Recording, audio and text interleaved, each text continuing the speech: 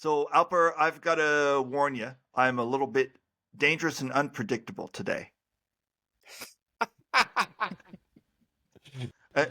You're and by picking the up the way, world vibe, huh? Yeah, yeah, the world beware. yeah, world beware. And by the way, I forgot to remind people where they are. So, welcome to the White Rabbit podcast. This seems to be happening a lot lately, by the way. Yeah, I think there's a lot of danger and unpredictability going around the world lately. Oh The, yeah. the reason Oh the yeah. reason that I'm dangerous and unpredictable today is that I'm a little giddy because we have one of my favorite guests on the podcast today, Brad Farris, Hmm. and he's Not been only on the yours, by podcast. the way. Yeah, and so he's been on the podcast not once, not twice, but 3 times now. Today is the 3rd time. And the last time he was here, I think it was last summer, and I had a totally reasonable excuse to reschedule. I had recently had a death in the family, and I was horribly jet lagged. Mhm. I think on that day, I barely even knew my own name, but I was absolutely hell bent on recording. It's like, okay, we have Brad Farris on the line, and I don't care what else is going on. We're gonna do this call, come hell or high water. So, Brad, if you're ever at the pearly gates and you need to get into heaven, what's that guy's name? Saint something. The guy who stands at the gates of heaven. Do you remember his name? Michael? Saint Or Saint Gabriel? Michael, is it Saint Michael or whoever's whoever's the gatekeeper in heaven, checking that big book. Anyway, if you're ever at the gates of heaven and you need someone to vouch for you, just give me a call. Keep me on speed dial in Okay. case that day ever I think comes. knowing the guy's first name is the primary I was gonna requirement say. for watching. Oh, the Saint. I think it's Saint Peter, isn't it? Oh, it Yeah. could be, sure. I mean, Okay, he's a good yeah. one. He's one of the biggies. Okay, but so So yeah, I should get there and say, is Matt Krause around? Because he would really Yeah. help this whole conversation for me. Yeah, yeah. I think that Alper is right. Knowing knowing the name of the guy is probably going to be pretty high on the list of important things Yeah. to know. So anyway, Brad, it's good to have you back on the podcast, and this time under much better circumstances. So please say hi to everyone, and don't worry that they're not going to bite. Thanks, Matt and Alper. It's so great to be here. I really appreciate the invitation. Brad is an executive coach. He's based in Chicago, and he sends out a regular newsletter, which I love and read religiously. And in a moment, we'll get to one of the recent topics that he mentioned there. But first, Brad, let's finish off this intro. Tell us, is there anything else that our audience should know about you? I've been working with business leaders since 2001. First as a consultant and then most recently as a coach. If you want to get onto that email list, if you go to anchoradvisors.com/conversation, there's a quick form there that I'll send a weekly email. It's usually quite short about one topic affecting leaders and their effectiveness. Yeah, and I can vouch for that email. If you are not currently a recipient of that email, it's a good one to sign up for.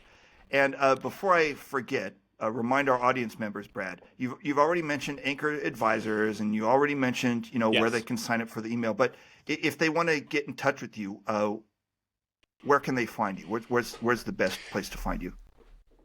If you just go to anchoradvisors.com, that's the best place to find me. I'm also on LinkedIn, but anchoradvisors.com is the place I would go. Okay.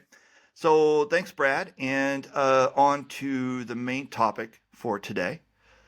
So in this recent email, which, if I remember correctly, was called The Power of Presence, Brad mentioned executive presence and how important it is to leadership.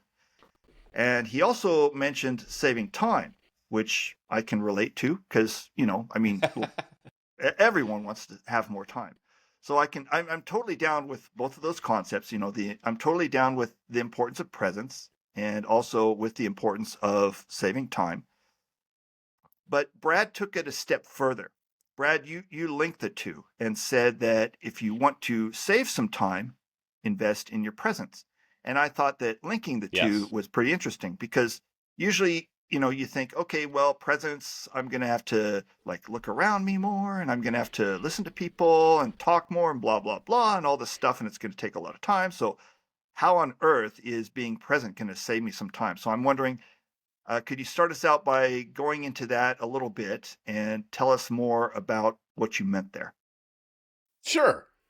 I'm going to start off in a place where presence is maybe not top of mind, but let's imagine that it's the end of the day, you open up your email client, you've got 30 or 40 emails there to reply to, you know that you've only got 30 or 40 minutes to do this, and in that moment, my mindset tends to go to, how quickly can I get through these emails? Is that something that you relate to? Oh yeah. Yeah. Oh yeah. And so when I'm in that mindset, how fast can I get through these emails? I'm going to open them up. I'm going to scan the email and I'm going to reply typically with like one sentence. Yes, you should do that. No, I disagree. I'd like to see more information on that, right? And so I'm spitting out as quickly as I can responses to those emails to move them out of my inbox into the other people's inbox. When I do that, what do you think is the most likely next thing to happen to that email? Like if I'm going through as quickly as I can, spitting out short replies, not a lot of context, what's going to happen to that email when it's on the other side? It's going to They're wait. going to ask you a question. That's what comes to my mind. Yeah, They're gonna it's gonna ask you a bounce back question. to you with a Yeah. question. Yeah. That's right. Right. So I just got through my emails as fast as I could, and the result of that is I get more email. Uh, So is that efficient? Is that what I was trying to accomplish? Was I trying to get more email back? no, No, that that's was crazy. not what I was trying to do. That's right. But that mindset of how quickly can I get through these emails results in more email coming back to me, and I'm back in that same situation again the next day. So let me contrast that. If instead my mindset is, okay, I have 30 or 40 minutes to get through emails. I have a whole lot of emails through here. I might not be able to get through every one of them. But I want to give an answer to these emails in such a way that I will not get an email back. And so I slow down and I read the email that's being sent to me, and I take the time to think about what is the response that this person needs and what's the context that they might need. And it may be that when I really slow down and read it, my answer back to them is still, yes, I think you should proceed. Or it might be, hey, I'm not sure there's enough information here. Here's some questions that I need you to answer, which is going to result in an email back to me. But each of those emails that I slow down and think about is actually moving us toward resolution. You following me? Okay. Yeah. And so when I take the time to be more present, instead of just playing ping pong and moving emails out of my inbox, if I can move them toward resolution, then that's fewer emails that I'm going to get back the next day. Okay, so you're talking here about emails and processing emails. Would this same principle also be at work in other forms of communication, like a meeting or a hallway communication or something like that? Tell me more about that. Exactly. So I use email as an example because it's something that I think we can all commonly see how we can get in that I want to get through these emails mindset, right? But let's look at it as a human walking into your office, or someone pinging you on a Slack or a Teams message, or jumping into a video call with you. When those things happen to me, sometimes they feel like interruptions, right? I was doing something and now I got this message that I need to respond to, or I was in the middle of something and it's the top of the hour, I have this video call with someone. And so I get on that video call and my mind is still on that last thing that I was working on. And so I get into that video call and I'm not present to the person that I'm there with. And so the same thing happens where I'm not fully listening, and I'm not taking the time to think things through and respond to not just the thing they're asking me about, but like, what's the question behind that? And what are the emotions or what's at stake for this person around this question? Okay. And so again, I can give very tactical kind of, well, here's what you should do. Here's what's going to happen next. I can give those tactical responses, and that is often then going to result in an email back to me or another meeting or, more questions. But if instead I can slow down and put away whatever I was working on before so that I can be fully present and listen, I say listen with all six senses. So I want to be listening, I want to be watching, I want to be paying attention to what's going on, and I also want to be open to what am I feeling from this person? What's going on in this conversation that goes beyond sort of the words and the visuals? If I can be listening in that way, I'm more likely to get to a resolution in that conversation and allow them to then go and be independently moving forward. And so the slowing down and taking things one thing at a time makes it more likely that I'm going to complete things in one sitting and I'm not going to have this conversation over and over again. And Brad, I have a question for you at this point. You mentioned that during this conversation, somebody comes into your office and they're talking to you. You mentioned that during this conversation, it's important to also be thinking. You mentioned six senses, and one of those six senses, because originally when you mentioned six senses, I was like, okay, well, what's the extra one that Brad is talking about here? But one thing that you mentioned was, one thing that you mentioned was that you need to be aware of how this person is making you feel. And I'm not quite sure I understand what you mean by that. So what do you mean by that? Tell me more. So, can you think of a time that recently where someone called, maybe interrupted you, or even if it was a scheduled call, and they had something that was important to discuss? What was the topic that you were discussing with them? Well, do you want a business example or a personal example? Doesn't matter. Yeah, either one. Okay. So let's go with the business example. So I'm thinking of like a client calling me because they want to make an adjustment to something that I've done. Okay. And what's when go ahead. When the phone rings, when I look at the phone and see that it's client XYZ calling, then, I'm like, okay, you got to put on your happy face now. But initially when the phone rings, I think, man, I'm in the middle of something. I don't want to be interrupted. So that's kind of what's going on. And what's going on for them when you picked up the phone, then you were talking to them? What did you sense? They wanted something adjusted. What was the stakes for them? Was this something that was super important, or was this just something minor? Or how could you tell what was going on their side? It was obviously important to them. It was important to them to get it fixed because it wasn't, they saw fit to call Matt and get it fixed. So, but on the one, so there's kind of an asymmetry there because on the one hand, I'm picking up the phone. That's right. I'm like, okay, am I gonna think this is important? Whereas for my client, my client is definitely thinking that it's important. So there's a mismatch there initially. Yeah. And so you're sensing already, this is something that's important to them. I need to adjust how I'm listening to match the level of importance that they're bringing to the conversation, right? Okay. Mm-hmm. And so that's what I'm talking about is that we're not answering just from our reality, but we're answering and then using those that beyond just our visual senses and our auditory and everything else, but what is going on in that other person's world. I'm trying to have that empathy or that connection or that attunement that is helping me to understand what's happening on the other side. Again, so that I can get closer to resolution in one conversation.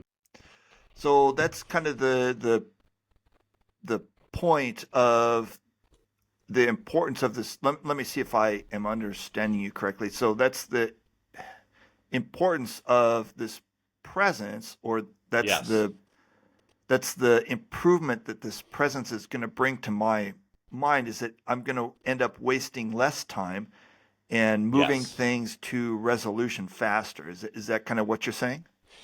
Yes, by clearing the decks, by letting go of whatever agenda I had before that phone rang and being Mm-hmm. fully present with the person who's there, it opens up for them the ability to have more emotional content, to bring more. They don't have to get defensive or try to prove to you that this is important. You can sense right away that there's high stakes here. And so you're responding to them in kind. And that Okay. allows the conversation to flow more freely so Yeah. that you can get a full resolution of this in one call. Okay. Versus if I come in and I'm defensive and I'm thinking about this other thing and I'm trying to answer quickly and I'm offering these tactical responses, a lot of times that's going to result in another phone call or another email or another time that I have to have this conversation. And in a moment, I'm going to throw it over to Alper, because Alper, you mentioned Mm-hmm. before the podcast that you had a bunch of questions for Brad today. So Mhm. in a moment, I'm going to hand it over to Alper. But I have one more question for Brad at this point, and I just want to see if I'm on the same page, or if I'm starting to understand what you're talking about here, Brad. Because it seems like if I take the first approach of just answering the question in the email, yes, no, Right. blue, red, white, Yeah. whatever, Yeah. do this, do that. If I take that approach in answering the email, I'm going to train people. I'm going to train my people that they can't answer these questions. They need my input in order to answer these questions. That's right. Whereas if I allow them more time to give context and unwind, there's more. I don't know what you would call it. I guess you could say there's more space for them to learn that, Yes. yeah, or to have more confidence that they don't need to consult with me on these things. They can just make the decision and move on. So it's going to save me a lot of time. Am I following you correctly there? Also, when we provide more context, to your point, we're training people about how we're thinking about the problem. And so instead of Yeah. just giving people an answer, Uh, we're revealing it's like, these new AI models where you can watch what the AI is thinking about. It's yeah. interesting when you watch that, you can see their thought process and you can sometimes catch, oh, you're off track already, right? And so the same thing, Yeah. if we can start exposing our thought process, then people can get further down their thought process before they have to come and interrupt us. True. Good point. Good point. Okay. So Alper, I don't want to hog all the questions. So what do you have lined up for Brad here?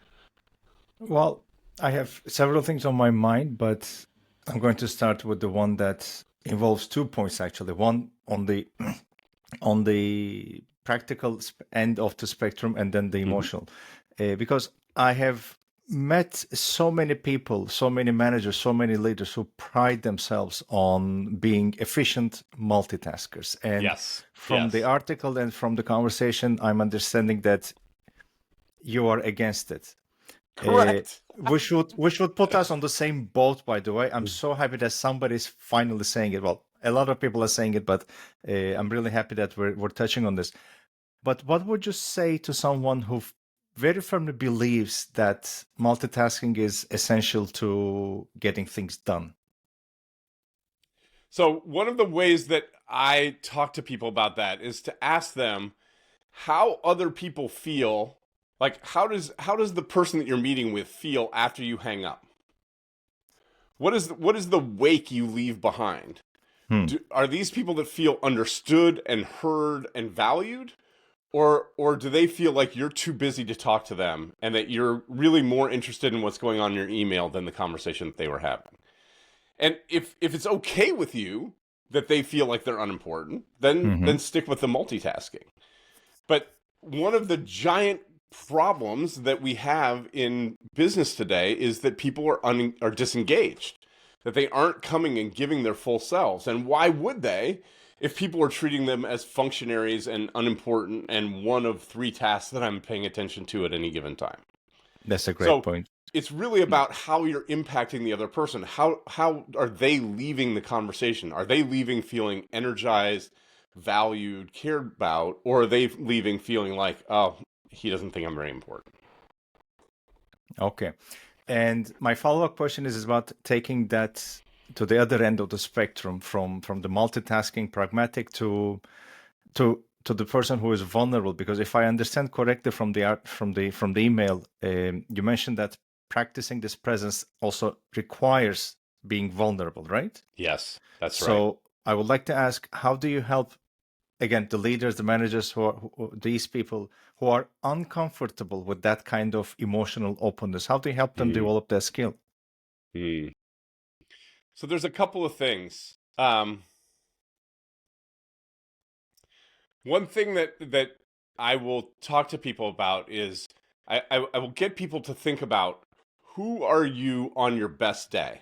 Like, if you think about the best day that you've had in the last 10 days, like a day where you felt like you were really impactful, like you were in flow all day long, who were you being as that was happening?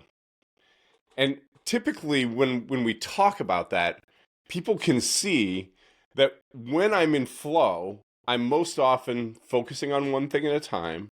I'm feeling more open and generative, and I'm feeling more connection with the people that I'm working with.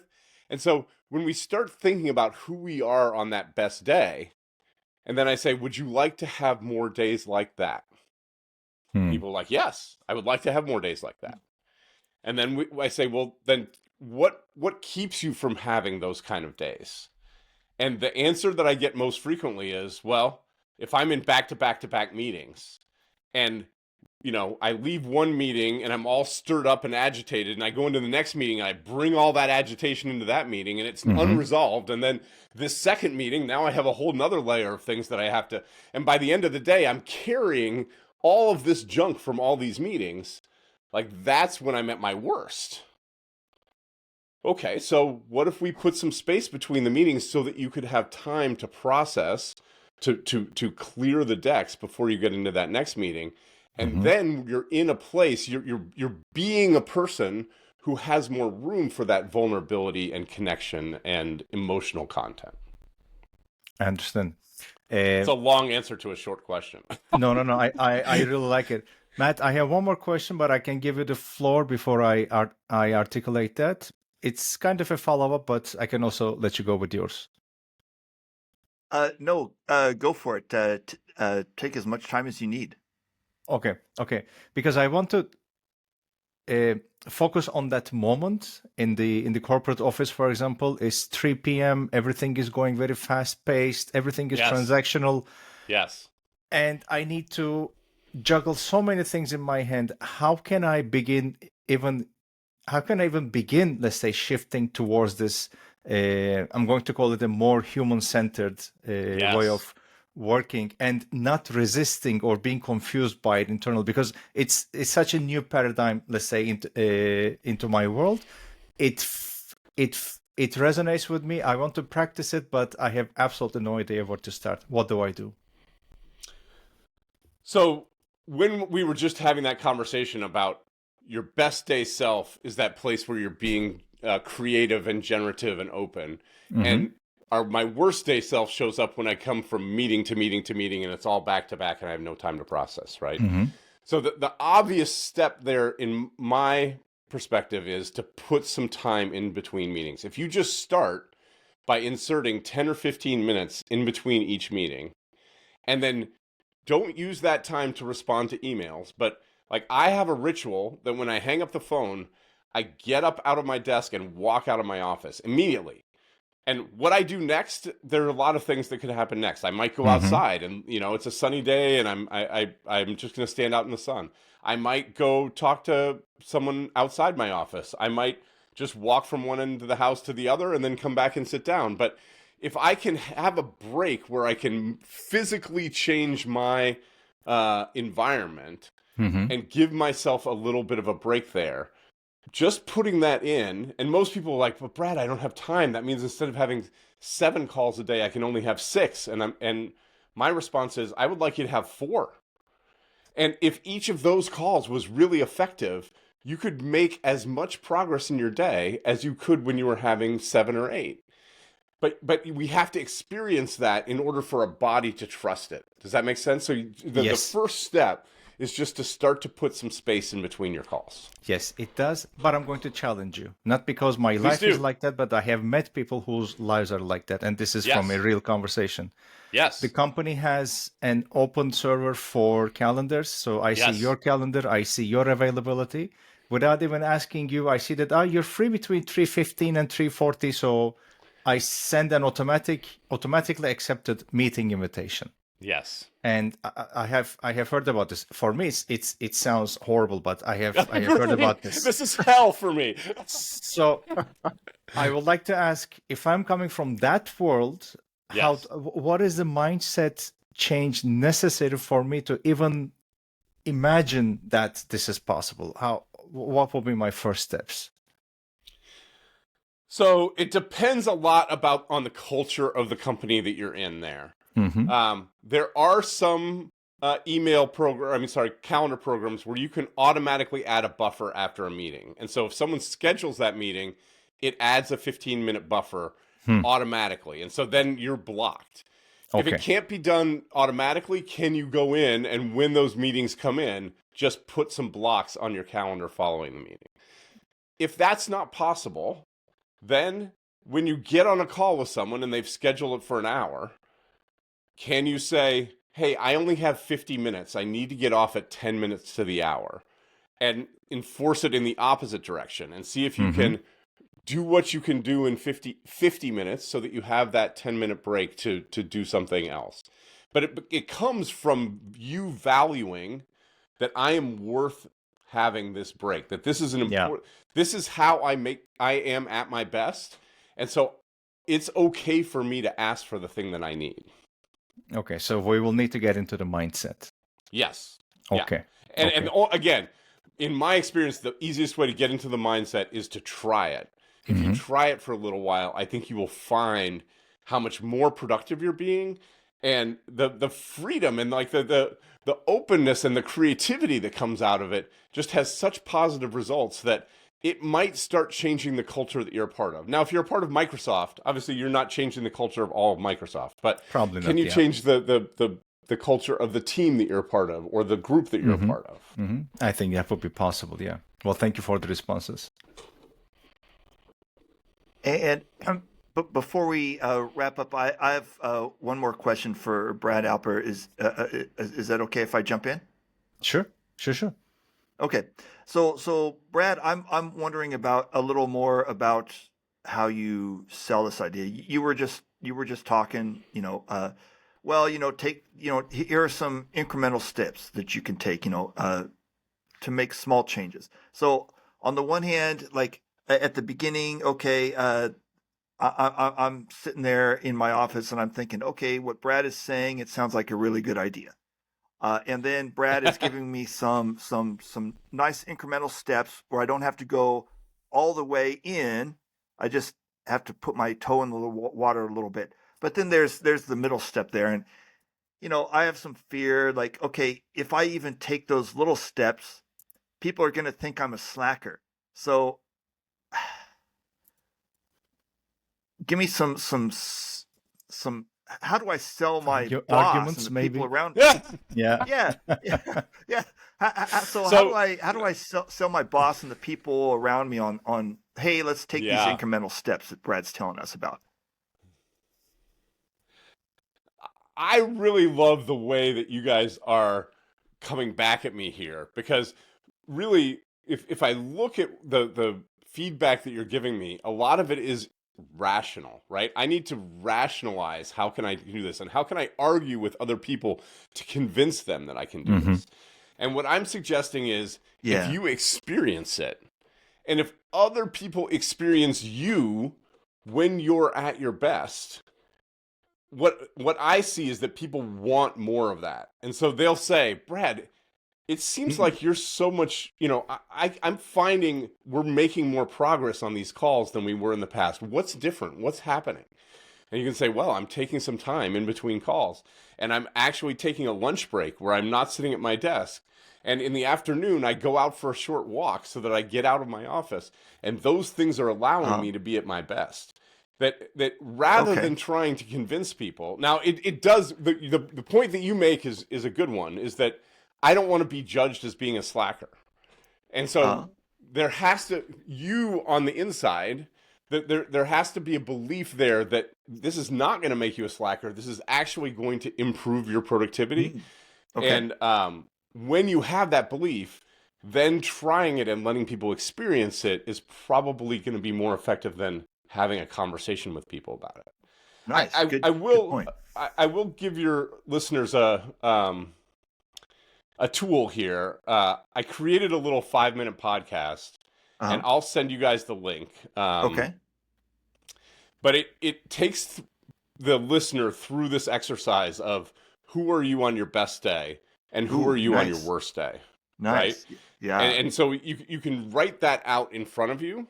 And then what I encourage clients to do is just to leave it on your desk. Okay. And at some point during the day, look down, and if it's a spectrum from, best day on your left to worst day on your right, just put a tick mark about where you are on that day. And then over a series of weeks, you start to see where those tick marks are building up. And you can notice, am I getting more best days? Am I getting more worst days? And so it's just a way for you to experience and notice, what are the things that are leading to more best days, and what are the things that are leading to more worst days? Okay. Nice. That Good makes point. sense. Yeah. And I think when you see it physically on the piece of paper, it will give you more encouragement to keep up with that, because you're seeing living proof. That's right. And when you go to make that tick mark and you're putting it on the right-hand side of the page, on the worst day side of the page, for me, it causes me to think, well, what happened? That this isn't the person that I want to be, right? And so we start to notice, and then when we notice, we make changes, and things start to move then further and further to the left. Yeah. Nice. All right, so we've got to wrap it up for today. So I wanted to thank you, Brad, for joining us for the third time today. It was great to be here. I really enjoy talking with you guys, and this is a topic that, as you can hear, is near and dear to my heart. So I really appreciate you guys giving me the chance to. I want to mention again a little sales pitch for Brad's emails. I highly recommend these things. Brad writes regularly on how to be a better leader and the inner game of what is happening inside of the person's brain that allows him or her to become a better leader, and what kind of person do you need to be in order to do that. So if that is a subject that interests you, I highly recommend signing up for Brad's emails. And tell us one more time, Brad, if people want to sign up for that email, where can they do it? anchoradvisors.com/conversation. Okay. Excellent. Well, thanks, Brad, and we'll wrap it up here. And Alper, I will see you again next time. I didn't feel like we were ganging up on you, by the way. No, it was great. I really appreciate it, because these are the kind of questions that people have in their head that I don't get a chance to answer in an email. So it was really helpful. I was really glad that you guys pushed on that stuff. Thank you. Thank you very much for coming. Excellent. Well, thanks, Brad. And so, Alper, I will see you for the next one then. Next one. Take care. All right. See you guys. Take care. Bye-bye. Bye-bye. Bye-bye. Bye-bye.